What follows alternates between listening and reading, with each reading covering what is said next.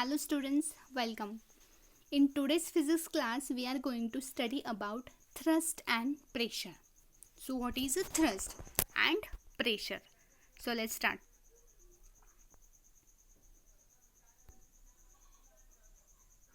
Thrust. Pressure तो हम पहले ही स्टडी कर चुके हैं. So pressure is a applied force per unit area.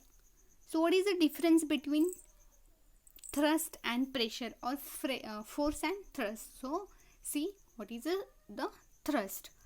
Thrust is the force applied on a surface in a direction perpendicular to the surface.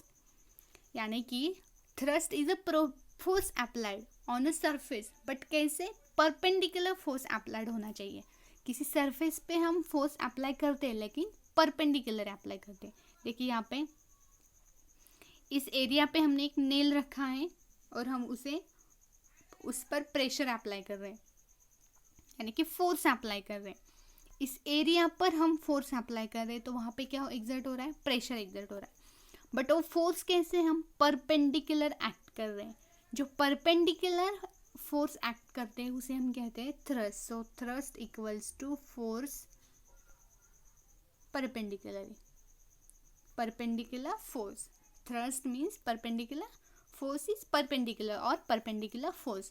अब हम एक एक्टिविटी देखते हैं. देखिए सपोज हमारे पास ये 3 सरफेस एरिया लिए हमने और कुछ वुड का या पेपर लिया है सपोज, और हमने यहाँ पे पेपर बोलने से अच्छा हम वुड ही लेंगे.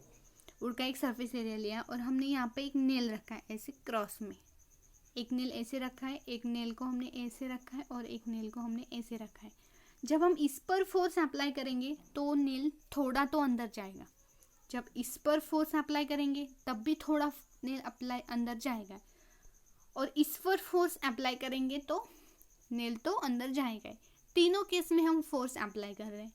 बट इस केस में क्या है? थर्ड केस में हम फोर्स परपेंडिकुलर अप्लाई कर रहे हैं. परपेंडिकुलर यानी कि 90 डिग्री में.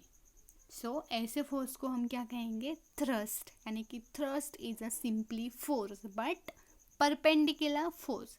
सो थ्रस्ट क्या है? एक फोर्स ही है बट कैसे? वो परपेंडिकुलर फोर्स है जो कि 90 डिग्री में अप्लाई होता है. तो what is the SI unit of thrust? Yes, SI unit of a thrust is a Newton, because SI unit of force is Newton. Thrust force ही है but perpendicular force है तो उसका यूनिट भी क्या आएगा? न्यूटन ही आएगा. और सीजीएस यूनिट क्या आएगा उसका? Dyne. So this is a thrust. Thrust means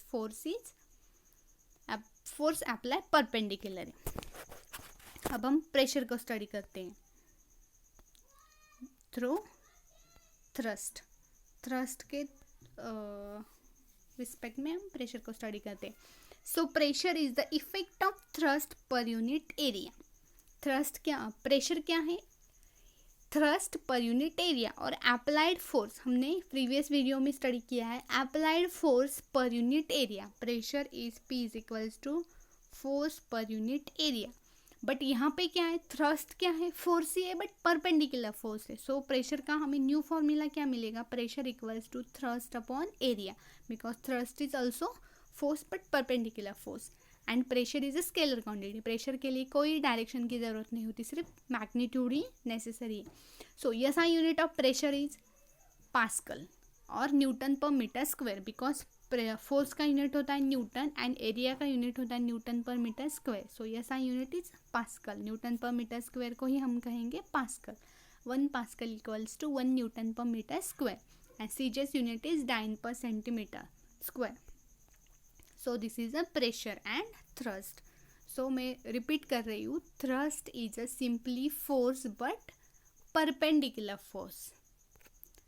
next हम इसे स्टडी करते हैं एग्जाम्पल के थ्रू. सी, अब यहाँ पे 2 केसेस है.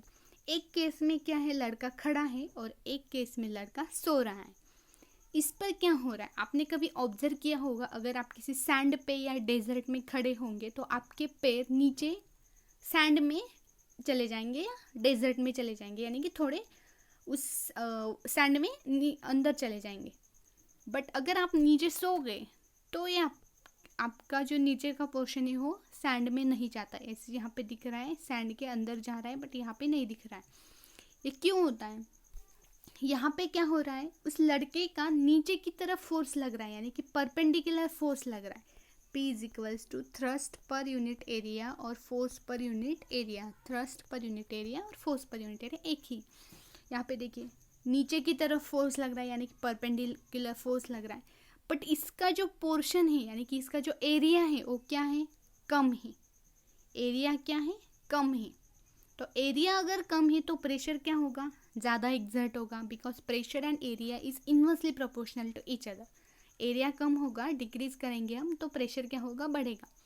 और यहाँ पे नॉर्मल परपेंडिकुलर फोर्स तो ऑलरेडी अप्लाई हो ही रहा है, उसका वेट वाला फोर्स नीचे की तरफ जो लगता है W equals to M into ji.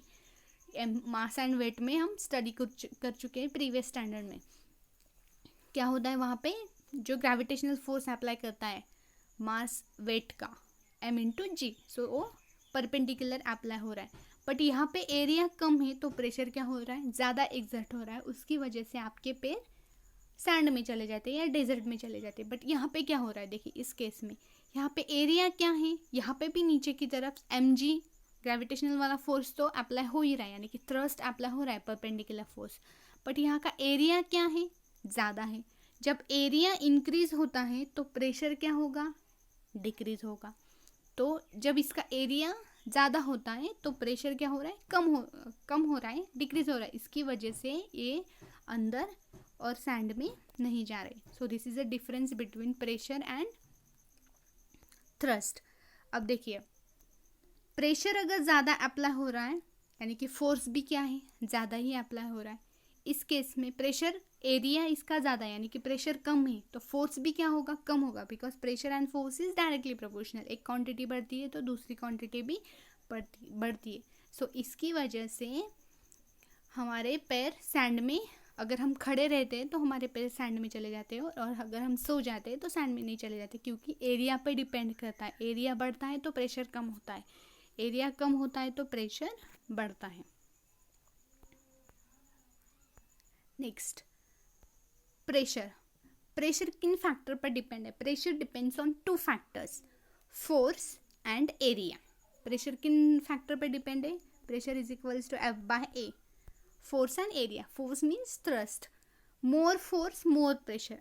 So P is directly proportional to F and P is inversely proportional to A. More force, more pressure. अगर हमने प्रेशर को बढ़ा दिया तो फोर्स भी बढ़ेगा, अगर प्रेशर को कम किया तो फोर्स भी कम होगा। बट अगर area, more area less pressure, अगर हमने एरिया को बढ़ा दिया तो प्रेशर क्या होगा, कम होगा। तो वही है, the same force produces less pressure if act on a large area but can produce a large pressure if act on a small area. यहाँ पे दोनों दिख रहे, एक नेल आपको ऐसे दिखाई दे रहा है और एक नेल नीचे की तरफ दिखाई दे रहा है। तो अगर हमने इस पर सेम फोर्स अप्लाई किया, इसी दोनों नेल पर हमने सेम फोर्स अप्लाई किया, तो कौन सा नेल नीचे चला जाएगा? फर्स्ट वाला नेल, बिकॉज यहाँ का एरिया क्या है, कम है। एरिया कम होने की वजह से क्या होगा, वो नीचे चले जाएगा। ये फोर्स भी जाएगा बट इसे हमें ज़्यादा प्रेशर अप्लाई करना पड़ेगा। ये नेल भी नीचे चला जाएगा बट ज़्यादा प्रेशर अप्लाई करना पड़ेगा, यानी कि ज़्यादा फोर्स अप्लाई करना पड़ेगा, बिकॉज यहाँ का एरिया क्या है, ज़्यादा है। So force and pressure are directly proportional to each other and force and pressure and area is inversely proportional to each other. इसका एक लास्ट एग्जांपल हम देखते हैं। देखिए हिल्स का, it is easier to walk on a soft sand if we have flat shoes rather than shoes with sharp heels. अगर हम किसी सैंड में जा रहे, सैंड में चल रहे, वॉक कर रहे, तो आपको फ्लैट शूज पहनना, ये क्या होगा, ईजी होगा as compare to high heels. Because high heels में क्या होगा, यहाँ का एरिया क्या है, कम है, यानी कि आपको एरिया यहाँ का कम है, यानी कि प्रेशर क्या करेगा, आपको ज़्यादा एक्सर्ट करना पड़ेगा। बट यहाँ पे क्या है, एरिया ज़्यादा है तो प्रेशर का क्या करना पड़ेगा, आपको कम करना पड़ेगा, एक्सर्ट करना पड़ेगा, और फोर्स भी कम ही एक्सर्ट करना पड़ेगा, because force and pressure are directly proportional to each other.